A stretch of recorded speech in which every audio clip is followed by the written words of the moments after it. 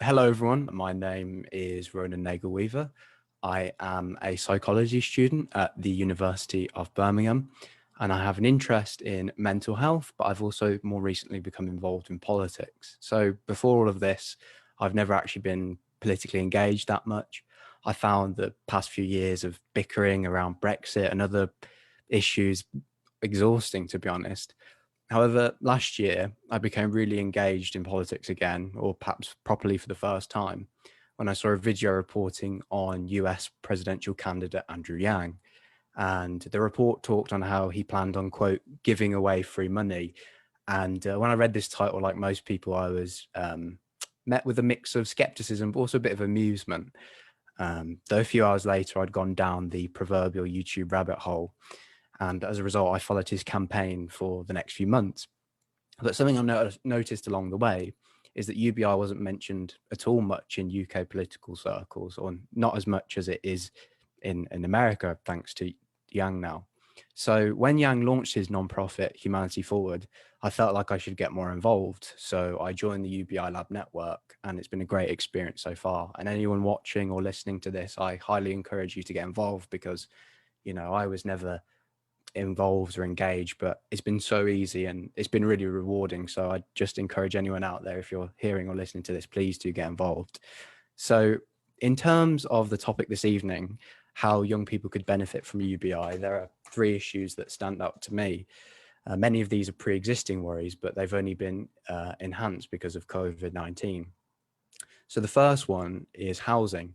And for a lot of young people, they wonder whether they'll ever be able to own their own home. Prices are rocketing up all across the UK and demand continues to grow. Many millennials have had to move back in with their parents, but those born into Gen Z, us Zoomers, or those people born into Generation Alpha, unfortunately, it's looking like we'll never be able to move out. And mom and dad, as much as I love you, I would like to move out one day. But in 2018, we found that, a report showed that 44% of young adults were living with their parents. And I'm sure this will probably dramatically rise with COVID. And I think this is an issue in two ways. One, if you're lucky enough to come from a good home, a lot of people feel like not being able to move out, they can't grow and develop as an adult. But also, if you're unlucky, for example, you come from an abusive home or a home in which someone discriminates against you based on your sexuality or gender identity, this can be really problematic, those people not having their own spaces. So obviously a basic income obviously won't address all of these issues. It's a very complicated issue that would require a lot of policy work, but having a consistent unconditional payment will allow young people to more effectively save for a deposit and take advantage of the pre-existing schemes. The second one at the moment that stands out to me is obviously jobs. The job market is usually exceptionally competitive as is. Gone are the days where if you finish A levels and uni, you're set sort of. But now with COVID, the jobs market is probably going to be the most barren for young people that it's ever been. And economists are saying that we'll be hit by the hardest, as Sean pointed out, in the next 5 to 10 years. Even economists have said that lots of jobs, professional jobs, for example, that university graduates are likely to go on to, not only have they been lost, but they're never coming back. So I read that JP Morgan are planning to permanently lay off 25% of their staff. And that's, at the very, top of what we consider to be a prestigious job, for example. And also with automation on the way, that's an additional worry that in terms of job security, especially for people my age. So I know there are lots of discussions about how to, deal with this issue.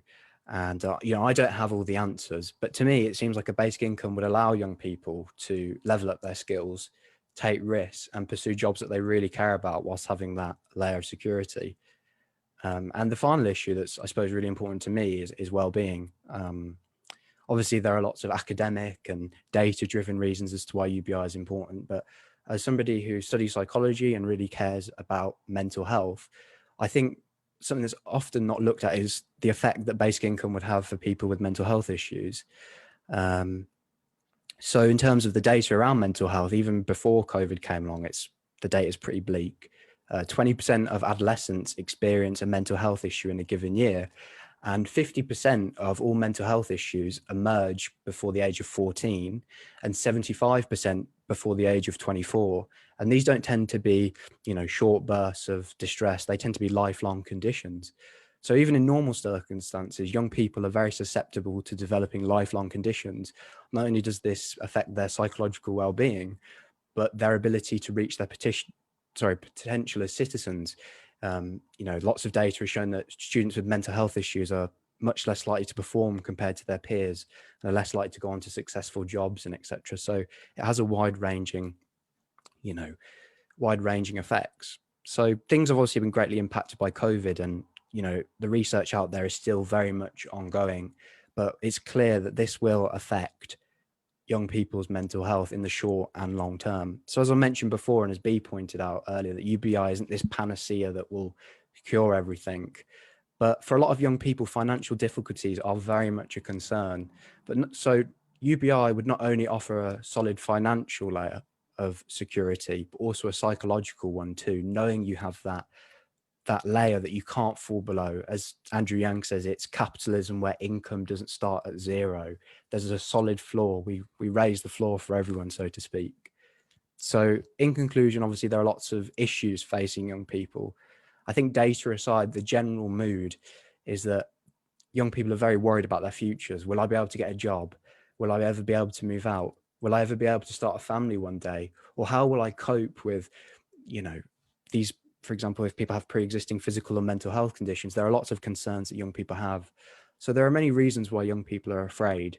And to me, this begs the simple question, I suppose, if now isn't the time for a basic income, when will it be? So thank you for listening. It's been a pleasure to, speak along these great people. I've never done anything like this before, but it's something that I care about, and I got involved because of it. So thank you for everyone for listening, and thank you for all the great speakers.